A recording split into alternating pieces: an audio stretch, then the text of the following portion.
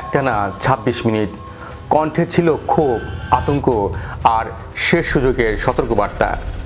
সাবেক প্রধানমন্ত্রীর ছেলে, আওয়ামী লীগের ভবিষ্যৎ নেতা হিসেবে পরিচিত সজীব ওয়াজেদ জয়ের বক্তব্য শুধু একটি দলের অভিযোগ নয়, এই প্রথম এত স্পষ্ট ভাষায় বললেন এমন কিছু কথা যেগুলো শুধু বাংলাদেশের রাজনীতির জন্য নয়, দক্ষিণ এশিয়ার ভূ রাজনীতির জন্য অত্যন্ত তাৎপর্যপূর্ণ।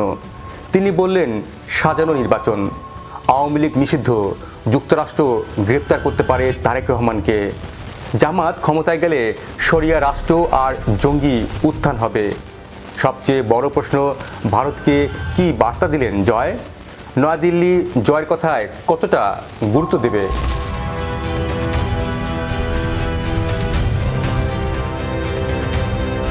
সোমবার সন্ধ্যায় কলকাতার সত্যজিৎ রায় মিলনায়তনে বাংলাদেশের সামাজিক এবং রাজনৈতিক পরিস্থিতির উপর লেখা বই প্রকাশ অনুষ্ঠানে প্রধান বক্তা ছিলেন সজীব ওয়াজেদ জয়।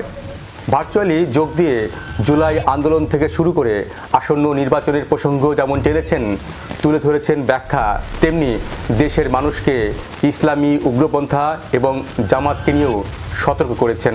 ইংরেজিতে দেওয়া বক্তৃতার শেষে এসে ধরা গলায় তিনি বললেন, এটাই শেষ সুযোগ কিছু করার।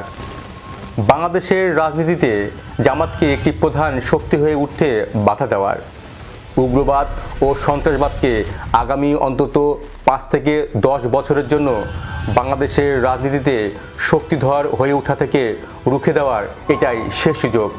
সত্যিকার অর্থেই এটাই শেষ সুযোগ। জয়ের ভাষায়, জামাত ঐতিহাসিকভাবে কখনো বড় দল ছিল না। তাদের ভোট ব্যাংক ৫ থেকে ১০% বেশি নয়, কিন্তু আওয়ামী লীগ নিষিদ্ধ হওয়ায়, ভয় এবং সহিংসতার পরিবেশ তৈরি হওয়ায় তাদের প্রভাব অস্বাভাবিকভাবে বেড়েছে। জয়ের অভিযোগ আরও গুরুতর। তিনি বললেন, জামাতের লক্ষ্য পরিষ্কার, শরিয়া ভিত্তিক ইসলামী রাষ্ট্র। তার দাবি অনুযায়ী অন্তর্বর্তী সরকার এরই মধ্যে জঙ্গিদের মুক্তি দিয়েছে।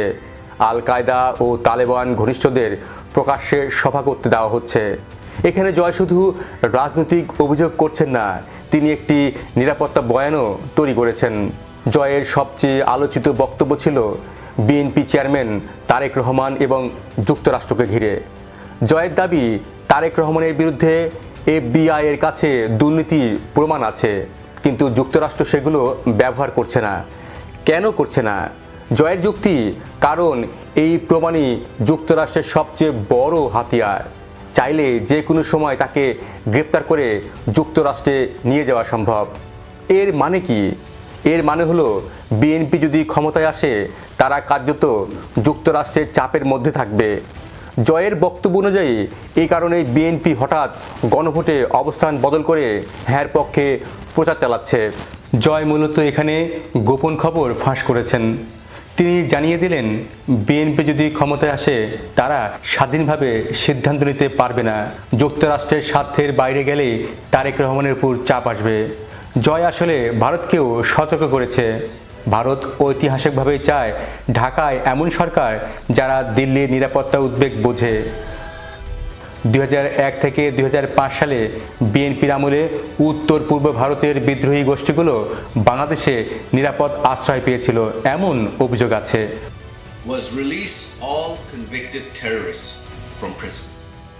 জয়ের বক্তব্যে সেই পুরনো ভয়কেই আবার উস্কে দেওয়া হয়েছে।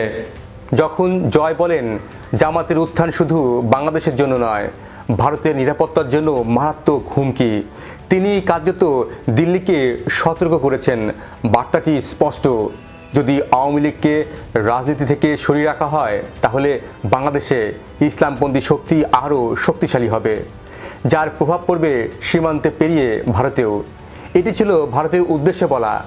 তিনি বলতে চাইলেন, আপনারা যদি নীরব থাকেন, আগামী সংকট আপনাদের দরজায় কড়া নাড়বে। জয়ের এই বার্তার একমাত্র লক্ষ্য হলো, ভারত যেন 12ই ফেব্রুয়ারি নির্বাচনকে নীরবে মেনে না নেয়। জয় এখানেই থামেননি। তিনি সরাসরি আন্তর্জাতিক সম্প্রদায়কে আহ্বান জানান এই নির্বাচনকে অবাধ ও সুষ্ঠু নয় বলে ঘোষণা দিতে। তার ভাষায়, এটি কোনো নির্বাচন নয়, এটি একটি নাটক। এই অংশে জয়ের কণ্ঠে ছিল আবেগ। ধরা গলায় তিনি বললেন, এটাই শেষ সুযোগ। কিন্তু এটি শেষ সুযোগ কেন? কিসের শেষ সুযোগ? শেষ সুযোগ জামাতকে প্রধান শক্তি হয়ে ওঠা থেকে ঠেকানোর, শেষ সুযোগ সন্ত্রাসবাদকে রুখে দেওয়ার, শেষ সুযোগ আমেরিকার পুতুল সরকার ঠেকানোর, শেষ সুযোগ বাংলাদেশকে ধ্বংসের হাত থেকে বাঁচানোর। ভারত কি জয়ের এই সতর্কবার্তা শুনবে, নাকি সত্যি শেষ সুযোগ হাতছাড়া হয়ে যাবে? আপনি কি মনে করেন?